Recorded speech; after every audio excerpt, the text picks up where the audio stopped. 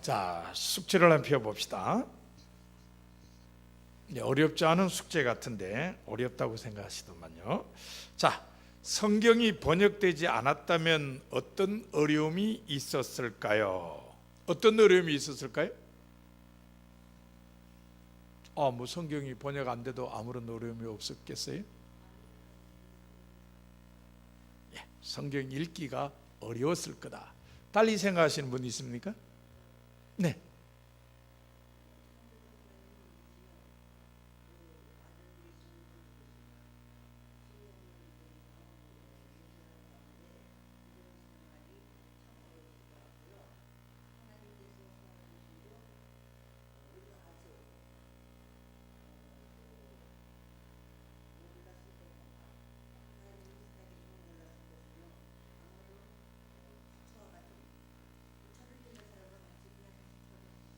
예.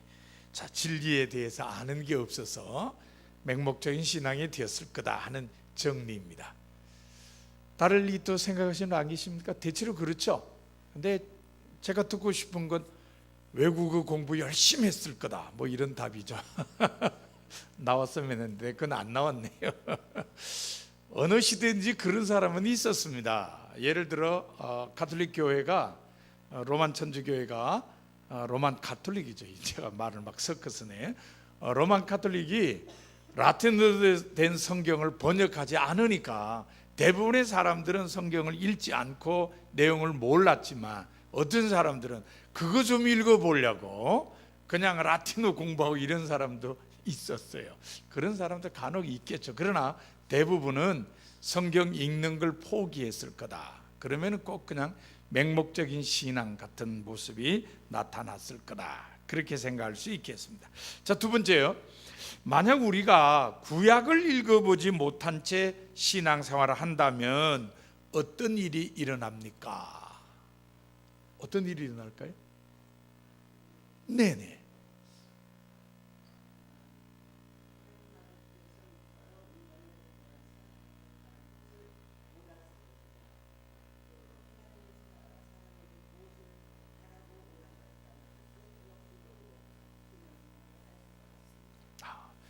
신약을 통해서도 그 정도는 알 수 있을 것 같은데요.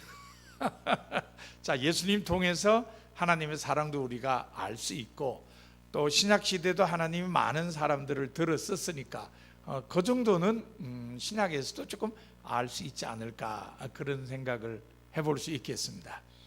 자, 달리 또 이렇게 좀 생각해 오신 분들. 네.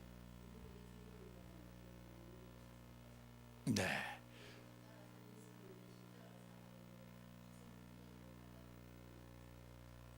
예. 뭐 아주 근접한 말씀을 주셨네요. 사실 그 구약이 없으면은 왜 메시아가 와야 했는지에 대해서 진정한 이해가 안 되니까, 특별히 신약 성경에 예수님이 화목제물이라 그랬는데 도대체 구약이 없으면은 화목제물이 왜 필요하냐, 이런 의문을 갖게 되죠. 구약을 이해해야 화목제물에 대한 이해를 확실하게 할 수 있으니까 예수님에 대해서도 올바르게 이해할 수 있다, 이렇게 우리들이 생각을 할 수가 있겠습니다. 그보다도 더 근본적인 건 뭐예요? 천지창조 같은 건 전혀 모르잖아요. 천지창조 같은 건 구약에 나타나는 신앙 고백이니까 그런 걸 우리가 잘 몰랐을 거다. 그 다음에 구약의 그 시편 같은 경우에는 정말 사람들의 일상 속에 하나님의 함께 하심에 대한 고백이 정말 다양하게 많이 나오는데, 그런 일상에서의 어떤 신앙, 일상에서의 하나님께 대한 고백, 이런 것들이 구약에 없었더라면 좀 아쉬움으로 남았지 않았을까 하는 생각도 가져볼 수 있습니다. 자, 감사합니다. 세 번째로 넘어가 봅시다. 현실적으로 가나안은 어떤 땅입니까? 현실적으로, 우리가 현실적으로 볼 때 저희 이스라엘 사람들이 사는 가나안 땅은 어떤 땅이에요? 척박한 땅. 아주 좋은 표현을 하셨습니다. 이게 뭐 우기 건기가 있는데 사실 우기가 그렇게 길지 않아요. 짧은 기간 동안에 비 오고 그 다음에 비가 오지 않죠. 그래서 식물이 자라기가 어려운 땅이다. 그런 땅이면 석유라도 좀 나든지. 사우디아라비아 같은 데는 석유가 나니까 아주 부하게 사는데 거긴 또 석유도 없어요. 또 땅도 일률적이지 않고 약간의 평야가 있는가 하면은 산지도 있고 뭐 계곡도 있고 고원도 있고 아주 그렇습니다. 그래서 지금 권사님이 척박한 땅이라 그랬습니다만 정말 사람이 편안하게 살 수 있는 땅은 아니다. 척박한 땅이라 이렇게 일단 정리를 해봅시다. 그러면은 하나님께서는 그런 땅을 무슨 땅이라 그랬죠? 네, 뭐 다양한 수식으로 쓸 수 있습니다만 상징은 젖과 꿀이 흐르는 땅이다. 이 사실 젖과 꿀이 흐르는 땅은 관용군대요. 이 젖과 꿀은 신들이 먹는다. 그래서 신들이 살 수 있는 곳이다. 좋은 곳이라 그런 이야기입니다. 좀 안 맞죠? 예, 현실적인 땅에 대한 이해와 하나님께서 말씀하시는 땅에 대한 말씀 잘 안 맞아요. 여기서 우리가 신앙은 이런 역설적인 게 많다. 작은 것을 통해서 큰 걸 이루시는 하나님의 손길을 우리가 생각한다면은 그렇게 척박한 땅, 작은 땅 거기서 누가 나셨어요? 예, 구원자 예수 그리스도께서 나셨다. 하나님께서 그런 척박한 땅을 젖과 꿀이 흐르는 땅, 신들이 살 수 있는 좋은 땅으로 말씀하신 것은 바로 인간으로 하여금 어떤 상황에서도 하나님의 은혜가 임하면은 소망을 가지고 살 수 있다는 것을 깨우쳐 주셨다. 이렇게 우리들이 이해할 수가 있겠습니다. 자, 오늘 제2과 구약의 배경을 보시도록 합시다. 창세기 들어가기 힘들죠? 다음 시간엔 창세기 들어갑니다. 자, 오늘까지는 구약의 배경을 좀 같이 공부를 하게 됩니다. 구약 성경의 세계, 구약 성경에 나타나는 모든 이야기들의 무대, 여기가 어딜까요? 크게 보면은 지금 우리가 말하는 중동이죠. 중동입니다. 여기가 무대예요. 그러면은 지금은 뭐 우리가 중동 그러지만 옛날에는 어땠냐? 그 옛날에는 고대 중동이라 그랬냐? 아예 그러질 않았어요. 고대란 말을 붙이려면 어떻게 해야 되느냐? 유럽 쪽에서 보면은 이거는 고대 서아시아예요. 죄송합니다. 유럽이 아니라 우리 아시아 쪽에서 보면은 고대 서아시아. 그 다음에 유럽 쪽에서 보면은 고대 근동이라 그래요. 그 사람들은 유럽에서 보면은 아시아가 동쪽이니까 그쪽에서 보면은 고대 근동이다. 이 고대 근동 여기에는 주전 3,500년 전부터 메소포타미아 문명, 이집트 문명, 페니키아 문명 이게 차례대로 꽃피었다 져고 또 꽃피었다 지고 이렇게 보여진 곳이다. 특별히 이 고대 근동에는 동쪽에는 티그리스 강과 유프라테스 강이 있고요. 또 남서쪽에는 시나이 반도, 홍해, 이집트 북부 지역으로 이어지죠. 서쪽에는 뭐가 있어요? 지중해가 있고 지중해와 연결해서 그리스와 로마와 닿게 되어 있었다. 이렇게 생각하시면 됩니다. 자, 여러분 지도를 그려드리지를 못했습니다만 머릿속에 가만히 그려보세요. 이스라엘 사람들이 사는 땅 밑에 내려가서 이집트부터 해볼까요? 이집트부터 쭉 올라가서 이스라엘 사람들이 사는 땅 거기다가 동쪽으로 티그리스강, 유프라테스강 여기까지 이렇게 보면은 이게 활처럼 이렇게 휘어져요.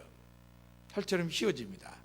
근데 그걸 사람들이 살던 땅에 여러 색칠을 해보면 이게 모양이 뭐가 되냐면 초승달 같이 돼요. 초승달 같은 모양이 나옵니다. 근데 이 초승달 같은 모양의 땅은 이건 비옥한 땅이에요.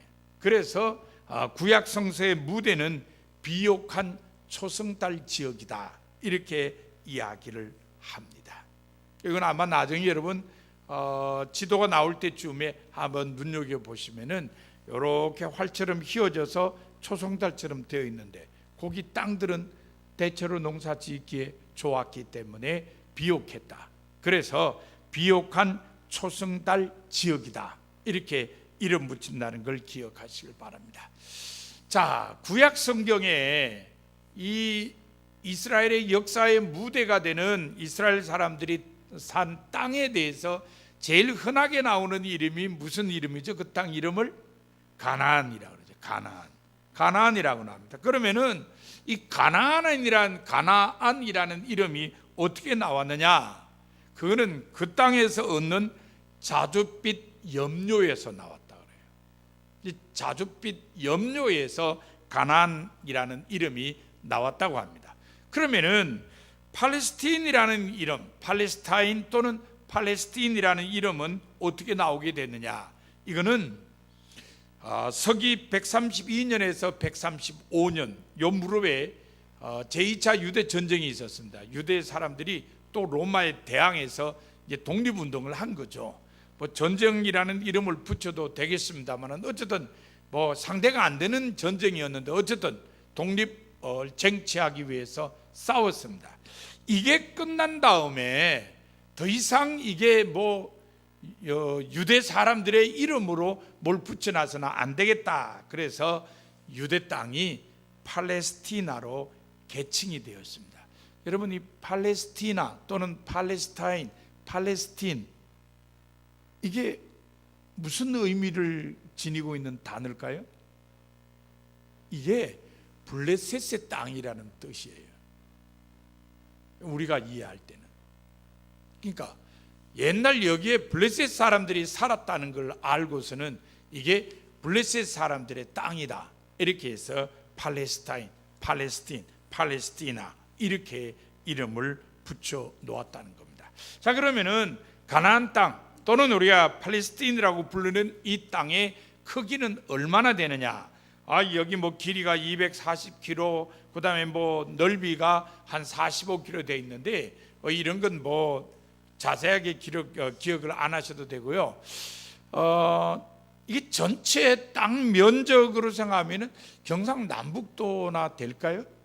네, 그렇게 크지는 않습니다. 약간 좀 길쭉하다 그럴까요? 뭐 그 정도인데 넓이는 경상남북도 정도라고 생각하시면 됩니다.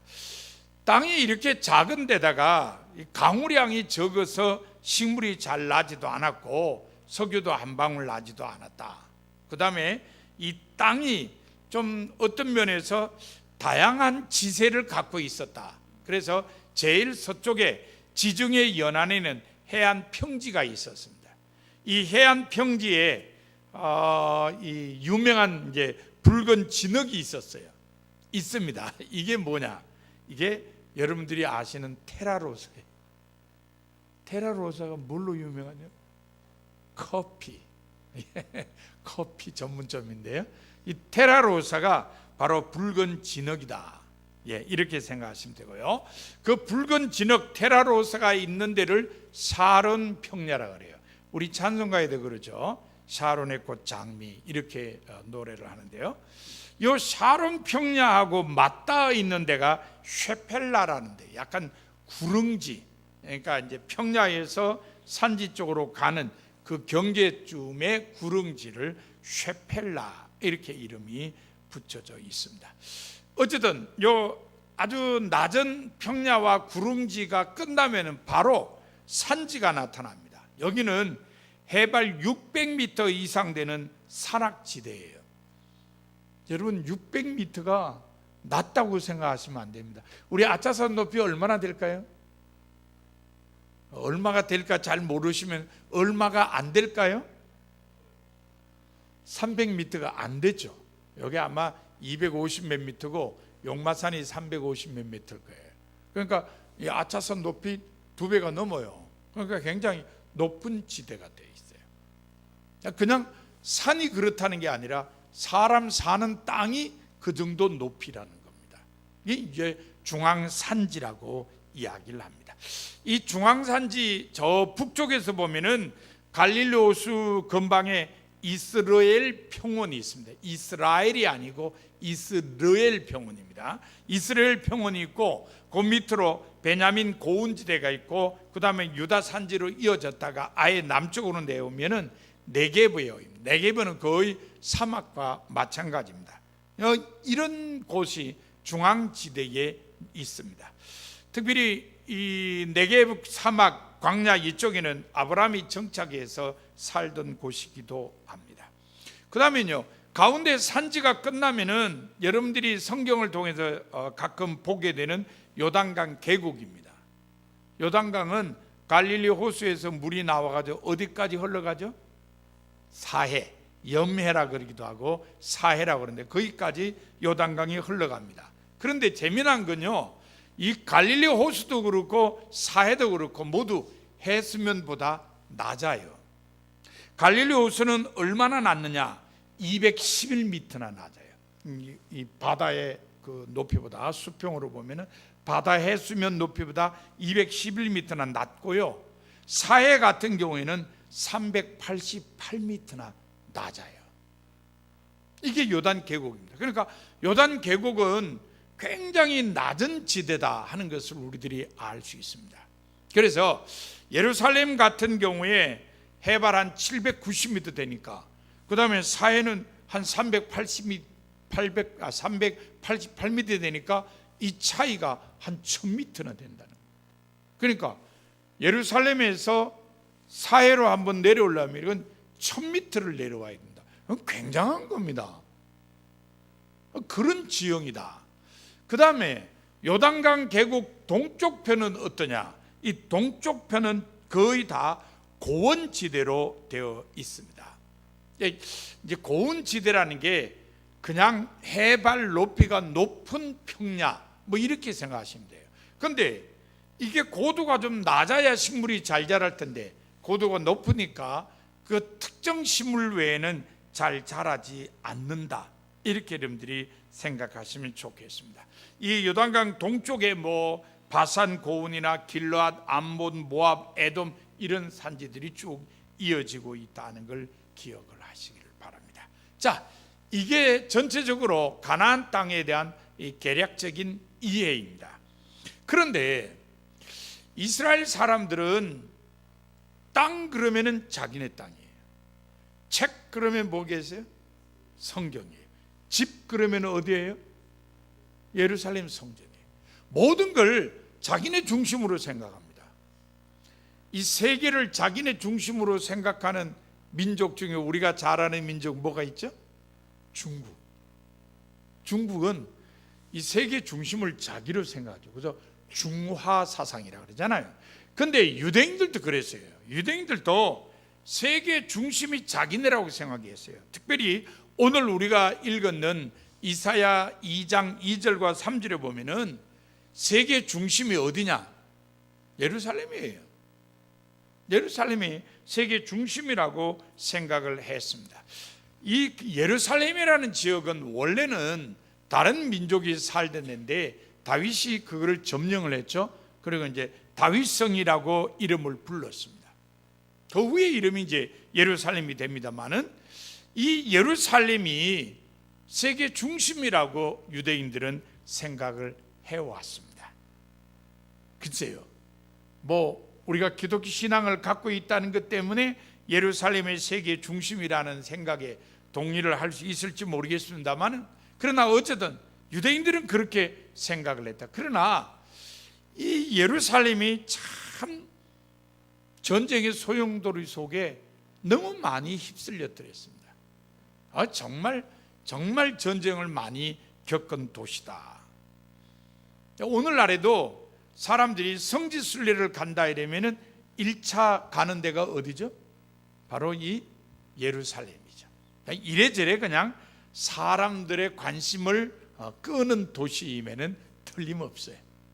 어쨌든 유대인들은 세계 중심이라고 생각하고 지금도 전 세계 사람들의 관심을 끄는 곳이 바로 예루살렘입니다. 예루살렘에 가면요, 예루살렘은 지금 현재 구도시 그리고 신도시 이렇게 나누어져 있습니다. 구도시는 바로 성경 속에 있는 예루살렘이고 신도시는 새롭게 개발한 시가지라고 할 수 있습니다. 이 구도시 성곽 동남쪽에 성전산이라고 불리는 곳이 있습니다. 그 성전산이 바로 성전이 있던 터라는 얘기예요. 그 성전산 동쪽에 보면은 소위 우리 성경 번역에는 감람산이라고 되어 있고 원래 이름은 올리브산이죠. 올리브산이 있습니다.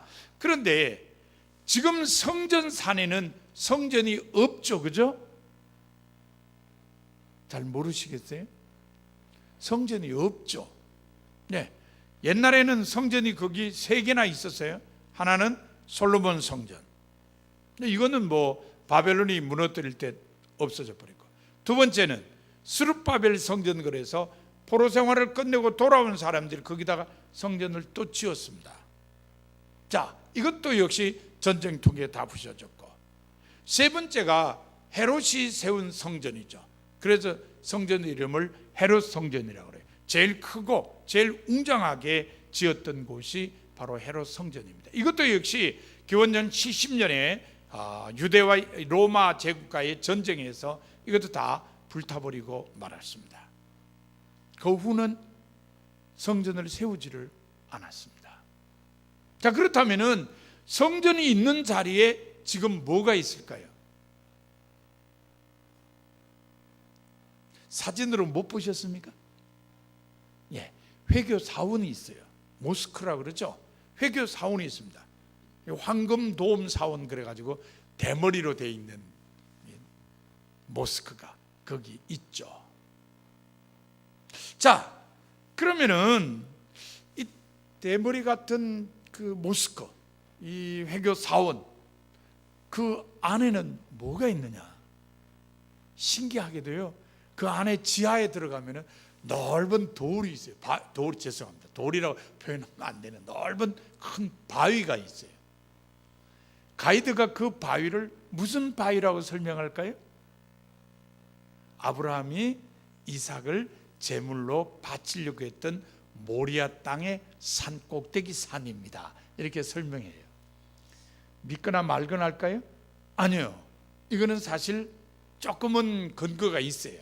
왜냐하면은 지금 모스크가 있는 데가 결국 성전의 자리고, 그 성전의 자리는 옛날부터 계속 전해 내려오니까 거기가 바로 아브라함이 이삭을 제물로 바치려고 했던 땅이었을 수도 있다. 이렇게 우리들이 받아들이면 됩니다. 자, 그렇다면은 이 성전터가 70년에 성전, 세 번째 성전 헤롯 성전이 무너지고 난 다음에 도대체 누가 이 땅을 관할했느냐 하는 겁니다. 자, 성전이 무너지고 난 다음에 이스라엘 사람들이 막 추방당하고 로마가 거기 이방인들 막 살게 하고 이렇게 해가지고 정말 오랜 기간 동안에 시간이 흘러갔습니다. 언제까지 흘러가느냐? 공식적으로는 1948년까지 흘러가요. 여기 이방인들이 살아요. 중간에 여러분들이 아시는 대로 십자군 전쟁이 있어가지고 몇 차례 기독교인들이 점령을 한 적이 있습니다만은 오래 점령하지는 못했어요. 1948년 유대인들이 독립을 했습니다. 그래서 거기다가 이스라엘 공화국을 세웠죠. 나라를 세웠지만 사실은 옛날 예루살렘 성전이 있던 그 자리를 자기들이 차지하지는 못했어요. 예루살렘은 자기들이 차지했는데 거기는 못 들어갔습니다. 왜? 모스크가 지어져 있으니까 들어가질 못했죠. 그러다가 1967년, 여러분들이 기억하실지 모르겠습니다만 이 6.1 전쟁이 일어났죠. 그래서 이스라엘 사람들이 여기를 탈환을 했습니다. 자기들이 차지했어요. 우리 같으면 제일 먼저 뭘 할까요? 그렇죠. 저도 그렇게 생각해요. 우리나라 사람들 같으면 대반 모스크 부수고 거기다가 성전 시가번쩍하게 아마 4번째 성전 그리고 지었을 거예요. 분명히 지었을 것입니다. 우리 같으면. 근데 유대인들은 안 지어요. 안 짓는 이유가 뭘까요?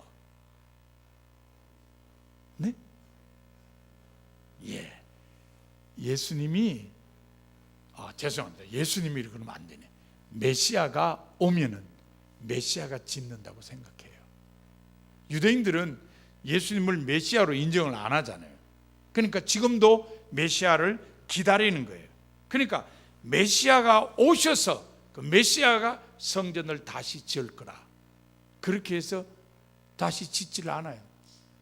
또 하나의 이유는 그거 부시면 어떻게 될까요? 또 전쟁이 일어나죠. 그죠? 회교 사원을 부수면은 전쟁이 일어납니다. 그래서 메시아가 오면은 성전 짓는다, 그래서 짓지를 않아요. 그러니까 그래도 아직 세계 대전 같은 거 일어나지 않고 이 상태를 유지하고 있다, 이렇게 생각하면 됩니다.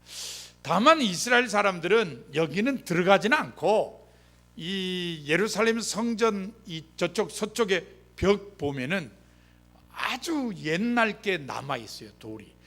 여러분, 우리가 어디 가서 그런 걸 느낄 수 있냐면요, 경복궁 이 그 주위 담을 이렇게 돌아보면요, 요즘 현대의 돌하고 조선시대 돌하고 섞여 있는 걸 보시죠?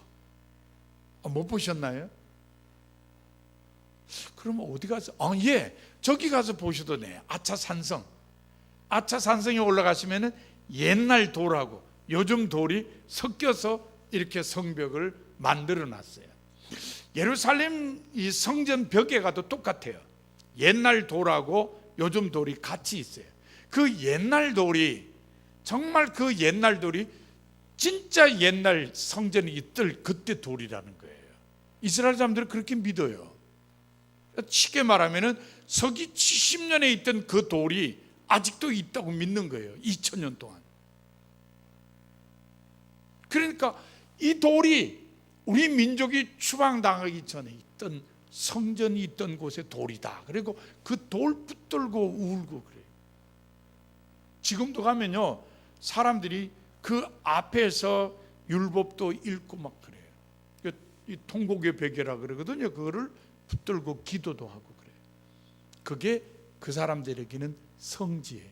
아직 성전이 없으니까 그 통곡의 벽이 바로 성지로 사람들에게 인식되어져 있다는 걸 기억하시면 좋겠습니다. 자, 이스라엘 땅, 가나안 땅의 기후는 어떠냐? 이거는 아까 말씀드린 대로 긴 건기, 짧은 우기, 이렇게 나누어 있습니다. 우기는 둘이에요. 가을에 잠깐, 봄에 잠깐입니다. 그래서 봄이 짧아요. 3월 초에서 5월 초까지 한 2달 정도. 근데 가을은 더 짧아요. 9월 하순에서 10월. 그러니까 이건 뭐 한 달 조금 지나면은 가을은 금방 끝납니다. 요 봄, 가을에 비가 올 때 이제 파종하고 뭐 거들고 이렇게 한다는 걸 기억하시길 바랍니다. 그러나 우리가 생각한 것처럼 그렇게 무슨 곡물을 많이 심고 거두고 이러지는 못하고 있다는 걸 기억하시길 바랍니다. 그러면 이스라엘 사람들은 뭐 먹고 살아요? 이 사람들은 농업 기술이요 대단합니다. 전부 기계로 하고요. 갈릴리 호수 물을 이 밑으로 다 끓여 들어가지고, 제가 1988년도에 처음으로 이스라엘 땅에 가봤는데 칙칙칙칙칙칙 하면서 물이 막 뿌려져. 저게 뭔가, 저 지금 뭐 하는 건가? 갈릴리 호수에서 물 끓여 들여가지고 밭에다가 다 물 주면서 농사져요. 대단한 사람들이에요. 이 사람들 돈 많아요. 돈이 왜 많죠? 세계에 흩어져 있는 유대인들이 어마어마한 부자들이 많아요. 뭐 그냥 사람들이 쓰는 말로라면은 세계 금융은 유대인들이 잡고 있다, 뭐 이렇게 얘기할 정도니까 돈은 많아요. 뭐 자기네 나라가 돈이 필요하다면 세계에서 다 오니까 돈 걱정은 안 해요. 석유 안 나도 뭐 돈 걱정은 안 해요. 그러니까 농사도 그렇게 조금 기계화해가지고 편하게 짓고 있다, 이렇게 생각하시면 됩니다. 그러니까 지나놓고 나면 하나님 말씀 맞아. 그 척박한 땅을 젖과 꿀이 흐르는 땅으로 바꿔놓은 거예요. 그러니까 하나님께서 미리 젖과 꿀이 흐르는 땅이라고 말씀을 하신 거죠. 자, 그러면은 그 땅에 원래 살던 사람들은 도대체 어떤 이 문화 생활을 했느냐? 원래 가나안 땅에 살던 사람들은요, 농사를 지었기 때문에 비가 중요했어요. 그리고 농작물들이 많이 좀 생산되는 게 중요하죠. 그러니까 가나안의 문화적 풍토는 다산, 이런 거였어요. 다산. 그래서 비를 제때제때 내려주고 곡식을 풍성하게 열매 맺게 하는 신이 필요하다. 그 신이 누구냐? 바알신이다. 그래서 바알신을 섬겨요. 근데 비가 오지 않으면 어떡하나? 비가 오지 않으면 이 사람들이 이렇게 생각하는 거야. 아이고, 바알신이 그냥 심심해가지고 자나 보다. 저 바알신을 어떻게 깨워서 비 내리게 하냐? 간단해. 이쁜 색시 하나 붙여주면 돼. 그 이쁜 색시 하나 붙여주면은 저 바알이 안 잘 거다. 그렇게 해서 여자 신을 만들어요. 여자 신이 어떤 신이냐? 아세라 신이에요. 그러니까 바알과 아세라는 짝이에요. 꼭 인간놈 말로 하면 부부신처럼 남신 여신이에요. 그 이제 남신 여신을 만들어 놨으니까 제때제때 비를 뿌리져 주겠지, 그런 거예요. 그런데도 어느 날 비가 안 와. 이게 비가 제때 와야 되는데 안 와. 그러니까 야, 저 둘이서 또 잠자나 보다. 깨우자. 그거 어떻게 깨워? 야, 우리가 신전에서 남자 여자가 합방을 하면은 저기 저 바알신하고 아세라신을 보고 어머머머머 쟤들 봐 뭐 한다, 우리도 하자. 이래서 이제 또 비를 내려줄 거다. 그러니까 이 가나안 사람들은 이 성문화를 비 오게 하는 걸로 연결시켜 놨어요. 그래서 비 안 오면 그냥 신전에 들어가서 남자 여자가 그냥 지네끼리 즐기면서 비 오게 해달라고 이러는 거예요. 사실은 아브라함의 후손들이 그 땅에 들어가서 이런 문화 때문에 고생 많이 했어요.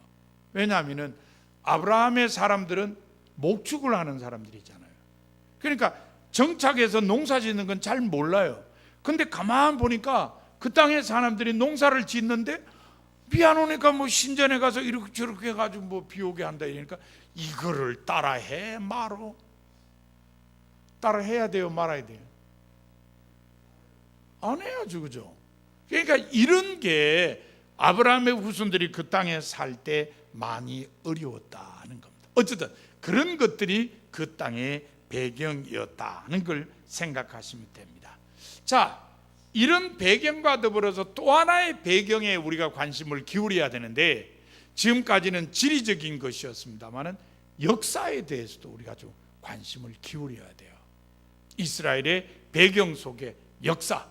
이스라엘의 역사는 누구부터 시작되죠? 아브라함부터 시작되죠.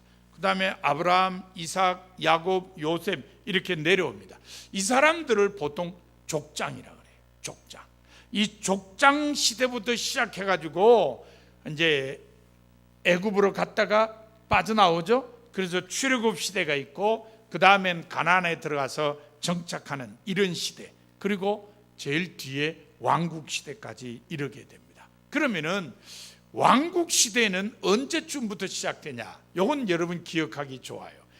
기원전 1000년경, 기원전 1000년경에 다윗 왕국이 시작되었다. 이때는 이제 철기 시대였다. 이렇게 알려져 있습니다. 이 가나안은요, 세 대륙이 만나는 길목입니다. 우선 아시아, 위쪽은 유럽, 밑에는 아프리카. 그러니까 이집트가 강하면은 이집트가 북쪽으로 올라가느라고 가나안 땅을 지나가고, 이쪽 페르시아 문명의 국가들이 강하면은 이집트를 친다고 또 내려와서 또 가나안을 지나가고, 저 유럽 사람들도 이집트를 치려고 그러면 또 내려오고. 그러니까 요 가나안은 군인들이 이동하는 통로였습니다. 군인들이 이동하는 통로는요, 온갖 전쟁을 다 겪어야 됩니다. 정말 안타깝기 짝이 없어요. 그러니까 이쪽에 강대국이 오면은 이쪽 강대국에 의해서 짓밟히고 이런 게 많았대. 한시도 평안할 때가 없었다. 이렇게 여러분들이 생각하시면 됩니다. 특별히 이스라엘의 역사를 보면요, 다윗 솔로몬 시대의 통일 왕국 시대를 지나서 그 다음에 나라가 분단이 되죠. 북왕국 이스라엘, 남왕국 유다. 그러다가 북왕국이 기원전 722년에 아수르에 의해서 멸망당합니다. 남왕국만 남았죠.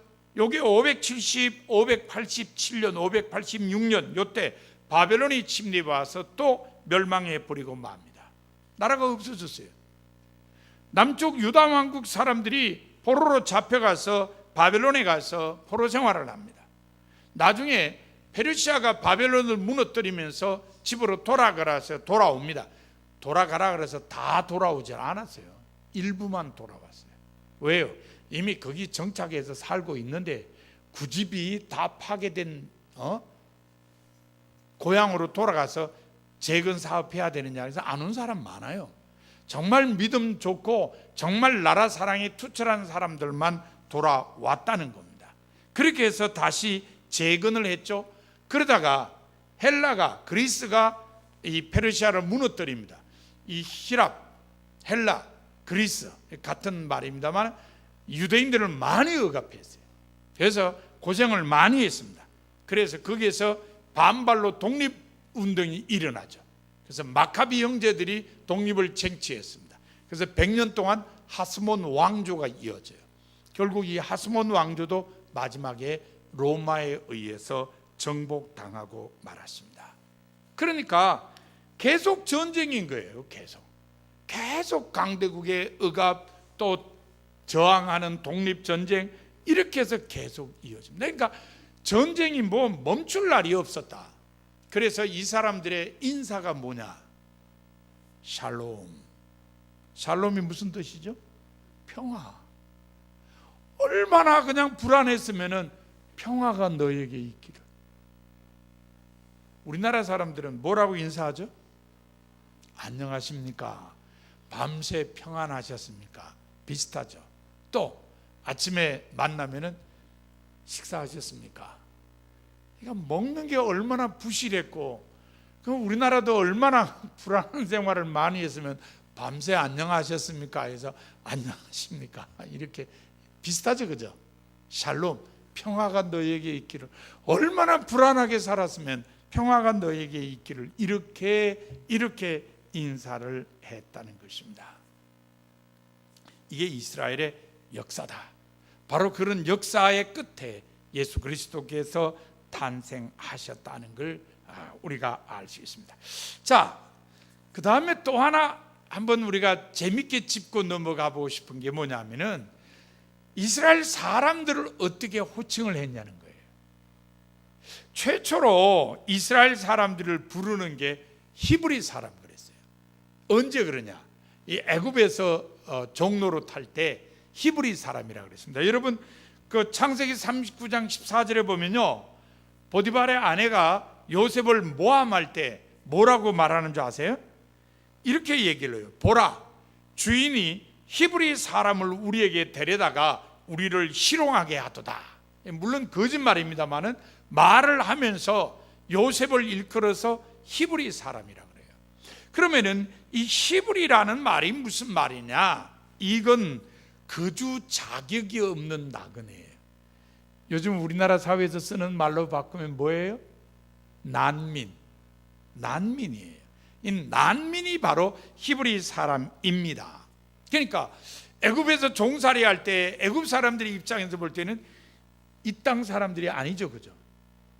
다른 데 살던 사람들이 여기 와가지고 빌부터 살고 있다, 이렇게 생각하는 거예요. 그래서 히브리 사람이다 이렇게 얘기합니다. 그러니까 히브리 사람이라는 건 일종의 사회학적인 명칭이라 이렇게 이해할 수 있어요. 그런데 아브라함의 후손들이 이집트에 들어갈 때는 약 70여 명이었어요. 그건 한 가족이고 가문이죠.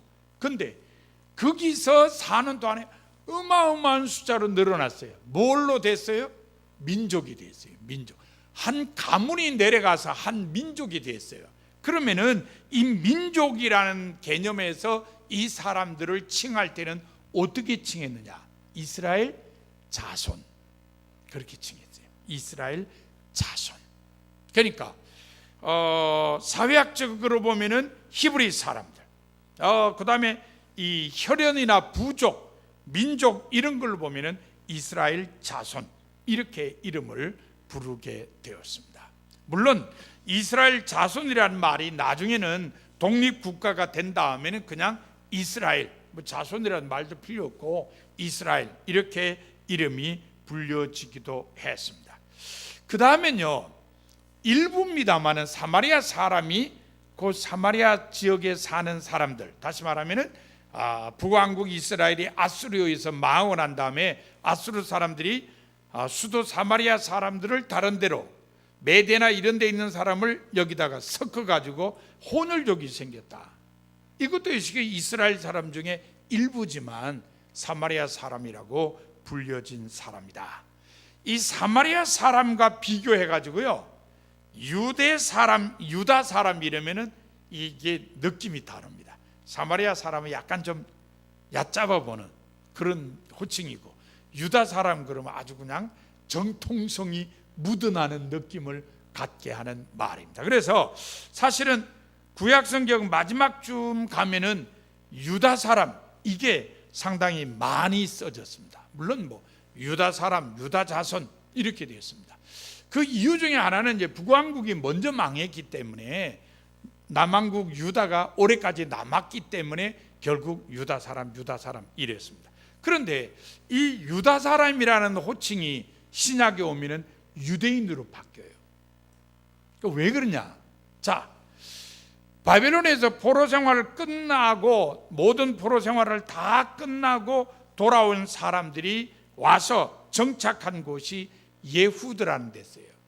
이 예후드라는 땅에서 정착을 했는데 여기가 바로 유다 지역에 속하는 땅이었습니다.